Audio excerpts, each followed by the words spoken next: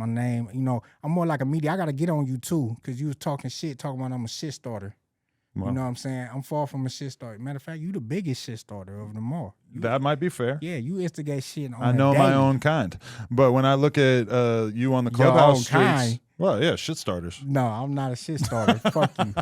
Fuck you. I'm more like a mediator. You know what I'm saying? I'm the one that's preventing this shit to try to go further. I'll be like, can we come to a resolution? I let them get their shit about the way. But in the meantime, you're going to make some content. Yeah, but see, I can admit when I'm on bullshit. When you on bullshit, you play the victim. Let's talk about it. Play the victim. Let's talk about I it. am the victim. See? Let's talk about it. I don't got to play. I'm saying, let's talk about it. You know what I'm saying? Okay. I'm saying. Talk about it. People always say that on podcasts now. We're going to talk. Let's talk about it. But then they don't talk about it. Let's talk about it. Talk about it.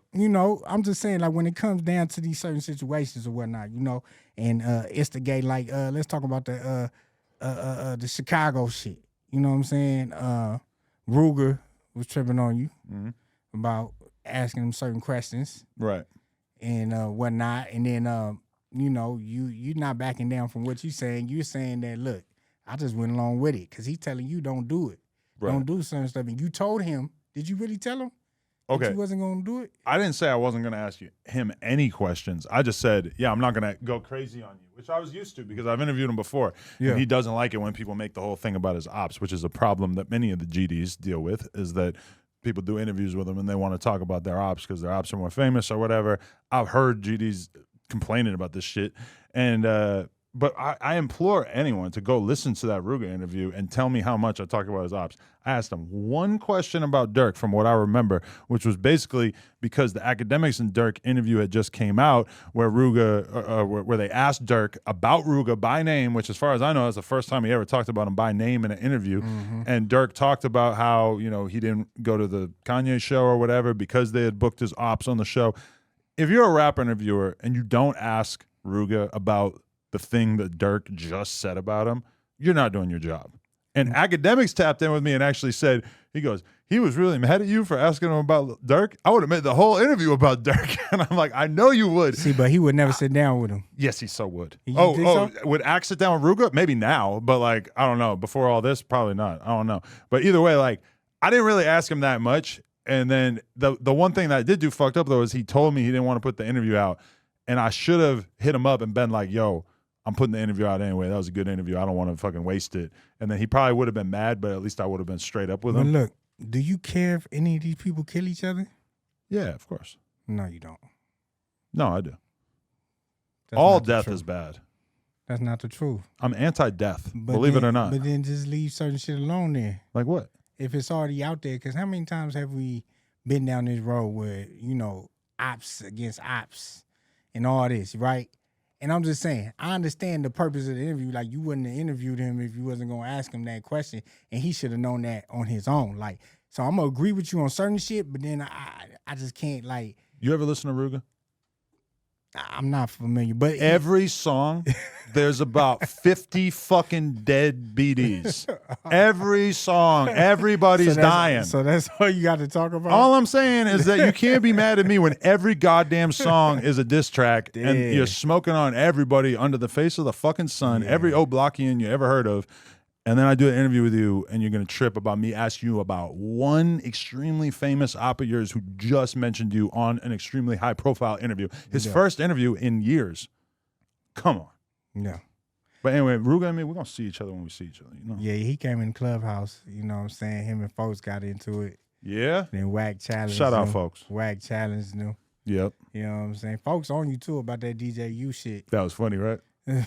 Because I already had heard that story about him bringing DJU. Why you let DJU come over here and tell that story, man? I want to know if the story is true or not, because I had already heard that story from somebody else before I even heard it from him. He talks about it on the Big Folks and Friends show, man. I'm the co-host of that show, man. We got a Big Folks and Friends show dropping, coming soon. He's a good guy, funny guy.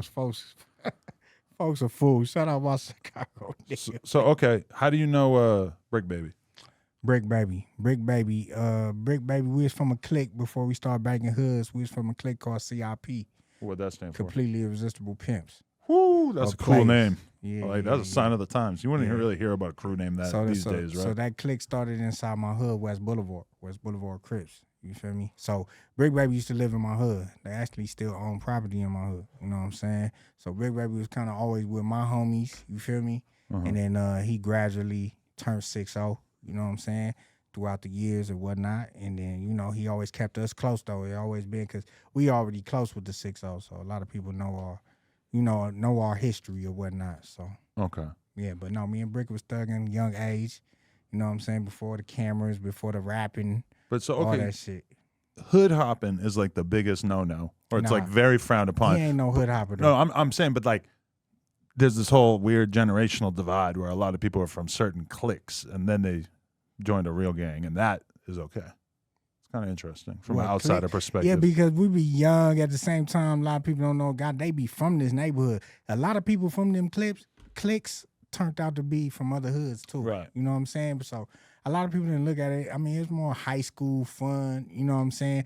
But I mean, some people took it serious. Some people was banging cliques like gangs. You didn't jerk? I was one of them. Nah, hell no. Why not? I was not part of that jerk movement. Too big? No clown movement, none of that. No clown dancing, none of that. I don't think I could have been a dancer. I don't do none of that. If I had lived through that, I'd be like, nah, that shit gay. Yeah, you ain't gonna see no old videos of me jerking and doing none of that. Right.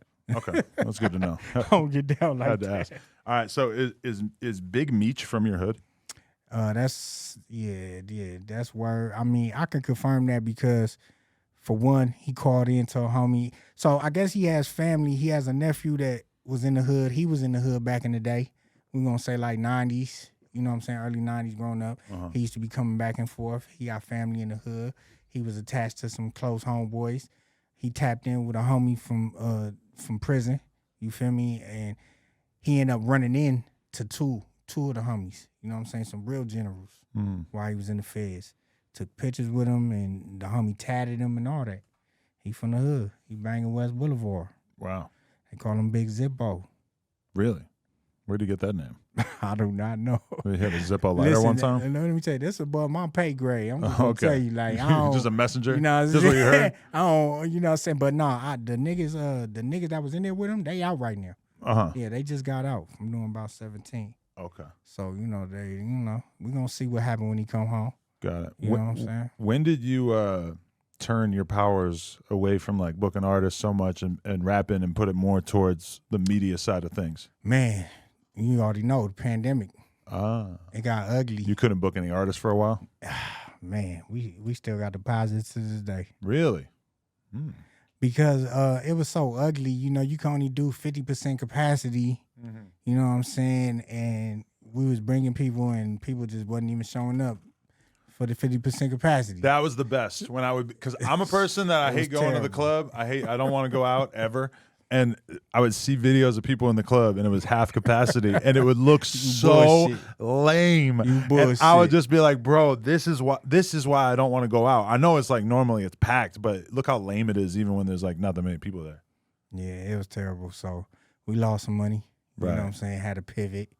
So we just went. You know, it was a pandemic time, and I'm like, "Fuck it."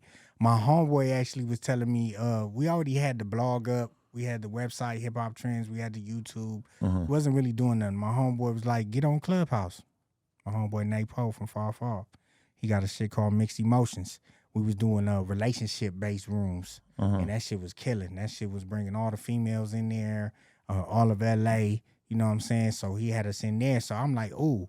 I don't really hear nobody talking about hip-hop on here, like, really bringing up the discussions about the no jumper, all this shit. So I had a niche on there, you know what I'm saying? A niche. And, you know what I'm saying? So I think you can say niche, too. Yeah, I know. It's kind of weird, right? I know it is. It's so different sounding. I know. But yeah, so, I started Hip Hop Trends on there, Hip Hop Trends Clubhouse. And, you know, people just gravitated to it. All right, so you see it. We just hit 500K. You know what that means? That means you got to subscribe and get us to 600K because we are dangerously close to 666K. Let's go.